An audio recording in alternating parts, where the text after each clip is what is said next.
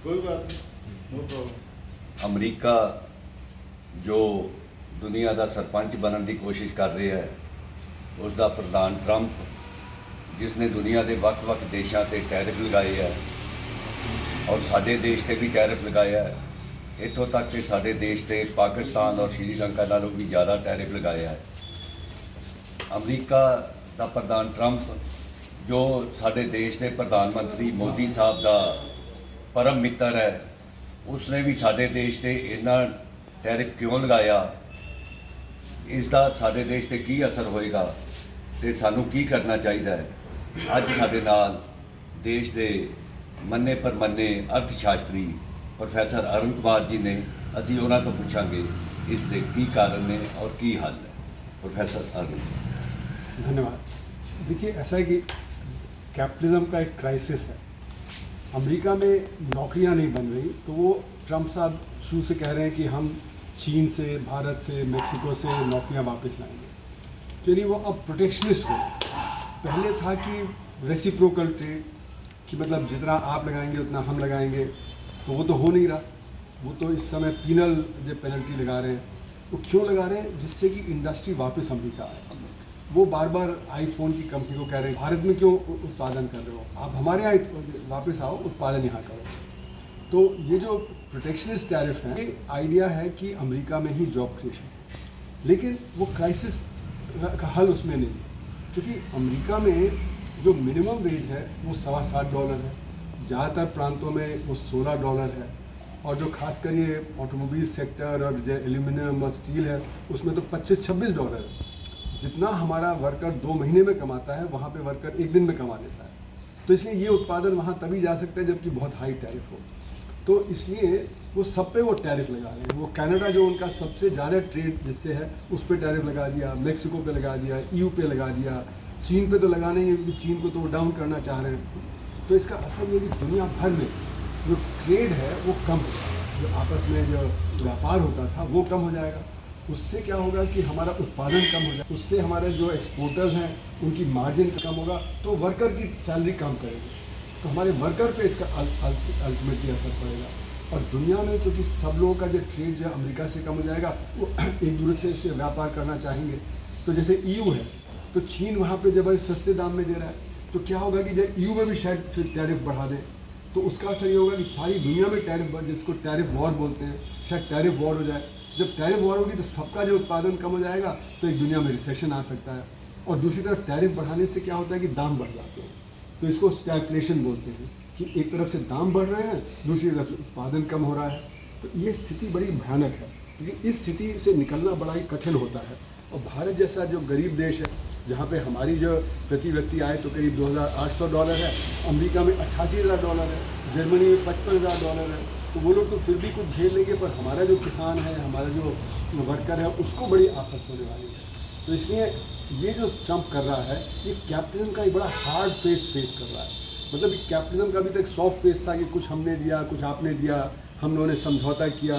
जैसे WTO के तहत उन्होंने हमें कंसेशन दिया, हमने उनको कंसेशन दिया, उनकी सर्विसेज आई, उनके मतलब तरह तरह से जो ट्रिम्स आया, ये सारी चीज़ों में हमने उनको दिया। तो ऐसा नहीं कि एक तरफा था, वो 2 तरफा था। अब वो कह रहे हैं एक तरफा होगा, जो मैं चाहता हूँ वही होगा। ये जो स्थिति है, ये बहुत ही भयानक स्थिति है। और जितने भी इकोनॉमिस्ट हैं जो सेंसिबल हैं, वो यही कह रहे हैं कि इससे अब रिसेशन आने के बहुत चांसेस बढ़ रहे हैं। और अमेरिका में भी दाम अब बढ़ने लगे हैं, और वहाँ पे भी एम्प्लॉयमेंट की सिचुएशन धीरे धीरे खराब होगी। वैसे जो हमारे देश के प्रधानमंत्री है मोदी साहब, वो कहते थे ट्रंप मेरा दोस्त है, तो दोस्त होने के बावजूद भी उसने 25% जो मतलब हमारे पड़ोसी देशों से कहीं से ज़्यादा लगाया। इसका क्या कारण है? देखिए, ट्रेड में और इकॉनमी में कोई दोस्त नहीं होता। जब उन्होंने कनाडा के साथ इस तरह का व्यवहार किया, जब कनाडा तो बिल्कुल बगल में है, जिससे सबसे ज़्यादा उनका ट्रेड होता है, तो कोई उनका दोस्त नहीं। ईयू जो सबसे बड़ा ट्रेडिंग पार्टनर है, उस पर वो जो लगा रहे हैं, तो इससे कोई दोस्ती इसमें नहीं होती है। चाहे मोदी साहब समझे कि हमारी दोस्ती है, या ट्रंप कुछ कह दे तो वो दोस्ती, पर वो बड़े ट्रांजैक्शनल है, वो पूरे बिजनेसमैन हैं। अभी तक जो नेगोशिएशन होता था बाइडेन के साथ, ओबामा के साथ वगैरह, वो पीछे पीछे होता था। अब ये खुल के वो अपना ये सामने कर रहे हैं। तो इसलिए उनसे ये उम्मीद रखना कि वो सिर्फ भारत के जो वजह से करेंगे, वो नहीं होने वाला। दूसरी बात, वो रूस को सबक सिखाना चाहते हैं, क्योंकि रूस उनकी बात नहीं सुन रहा। कह रहे हैं भारत रूस से ट्रेड कर रहा है, वहाँ से हथियार ले रहा है, वहाँ से ऑयल ले रहा है, लेकिन भारत रूस को छोड़ नहीं सकता। हमारे 60% जो हथियार हैं अभी वो रूस के हैं, चाहे वो जो सुखोई हो, चाहे ब्रह्मोस हो, चाहे हमारी तोप हो वगैरह वगैरह, वो रूस की हैं। तो अगर हमने रूस का साथ छोड़ दिया तो हमारा डिफेंस कोलैप्स हो जाएगा, हम वो नहीं कर सकते। तो इसलिए वो नाराज़ है कि हम कृषि भी नहीं खोल रहे, क्योंकि कृषि में हम खोल नहीं सकते। हमारे यहाँ 45% जो वर्कर हैं वो कृषि में हैं और 60% जनता कृषि पर निर्भर करती है। अगर हमने कृषि खोल दिया तो हमारी तो हालत ख़राब जाएगी। हमारा जो गरीब किसान है वो तो 1-1.25 लाख रुपए साल का कमाता है, और अमेरिका का जो किसान है उसको 25 लाख की एवरेज में सब्सिडी मिलती है साल की। तो हमारा किसान उसके सामने कैसे खड़ा हो सकता है? उसको तो 25 लाख रुपए की सब्सिडी मिल रही है। हमारे यहाँ जो 85% जो किसानी है वो 5 एकड़ से कम की है। आधा एकड़ में जो ज़्यादातर किसान अमेरिका में मिनिमम जो कम से कम जो छोटा फार्म है वो 250 एकड़ का है। उसमें बड़ी बड़ी मशीनें होती हैं, 3-4 लोग काम करते हैं। हमारे 1 एकड़ के फार्म पे 4-5 लोग काम करते हैं। उनके पास 10 करोड़ का कैपिटल मिनिमम होता है, हमारे बेचारे किसान के पास 1 लाख का कैपिटल नहीं होता। तो हमारा किसान नहीं खड़ा हो सकता उनके सामने, सब्सिडी हो, कैपिटल हो, साइज़ हो, सबको देखते हुए। तो इसलिए हम किसानी को नहीं खोल सकते। वो कह रहे हैं किसानी को खोलो, तो हम उनकी कंडीशन नहीं फॉलो कर सकते। अगर हम उनकी कंडीशन फॉलो करेंगे तो हमारा डिफेंस भी कोलैप्स करेगा, हमारा किसानी भी होगा, देश में बहुत परेशानी हो जाएगी। इसलिए मेरा मानना है कि ट्रंप को लगता है कि ये मेरी बात नहीं मान रहा है, और मेरी बात नहीं मान रहा तो इसलिए मैं जो इनको जो पनिश करके टैरिफ लगाऊंगा। इसलिए वो कह रहा है कि इंडिया तो टैरिफ किंग है। तो ये जो उसकी वो कहना है वो उसमें दोस्ती कहीं नहीं है, सिर्फ सेल्फ इंटरेस्ट है।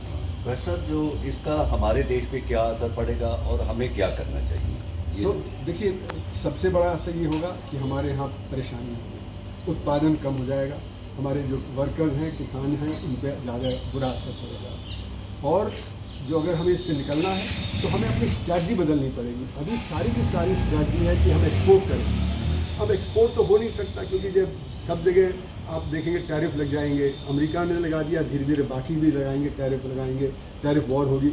हमें इंटरनल स्ट्रैटी जो पहले भी हमें करना चाहिए था, तो इंटरनल स्ट्रैटी ये है कि जो आम आदमी है उसकी डिमांड बढ़ाना, उसके हाथ में परचेजिंग पावर देना, किसानों के हाथ में परचेजिंग पावर देना, यानी मिनिमम सपोर्ट प्राइस की बहुत सख्त ज़रूरत है। फिर जो हमारे वर्कर हैं उनको लिविंग वेज हो, न कि एक मिनिमम वेज भी नहीं मिलती है, तो लिविंग वेज होनी चाहिए। उसके लिए हमारा माइक्रो सेक्टर, स्मॉल सेक्टर है, उसको हमको और आगे बढ़ाना पड़ेगा।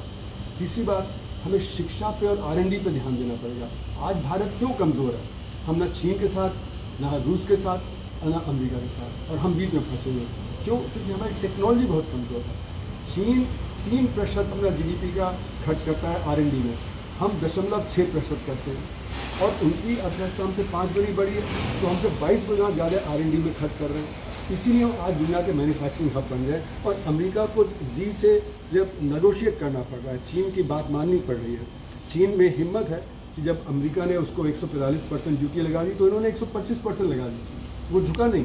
और अभी भी नेगोशिएशन चल रहे हैं, अभी भी 90 दिन का समय दे रहा है। चीन 30% भी मान गया, लेकिन अभी भी नेगोशिएशन चल रहा है, क्योंकि उसके पास रेयर अर्थ है, टेक्नोलॉजी। हमारे पास टेक्नोलॉजी नहीं है, हम टेक्नोलॉजी के लिए निर्भर हैं बाहर के देशों पे। तो इसलिए हमें अपना जो तुरंत शिक्षा पे, खासकर हायर एजुकेशन पे, R&D पे बहुत ध्यान देना पड़ेगा।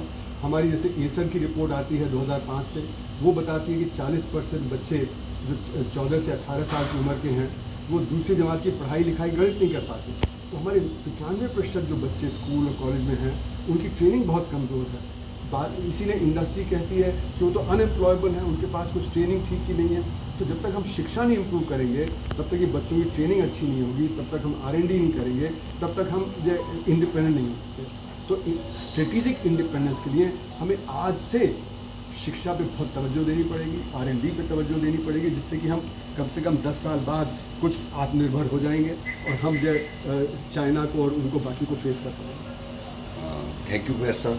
साहब ने बताया कि हमें अपनी शिक्षा, सेहत और R&D पे खर्च बढ़ाना चाहिए, तभी हम सेल्फ डिपेंडेंट होंगे, तभी कोई देश, दूसरे देश हमारी बात मानेंगे, अपनी बात हम तभी मनवा सकते हैं। Thank you.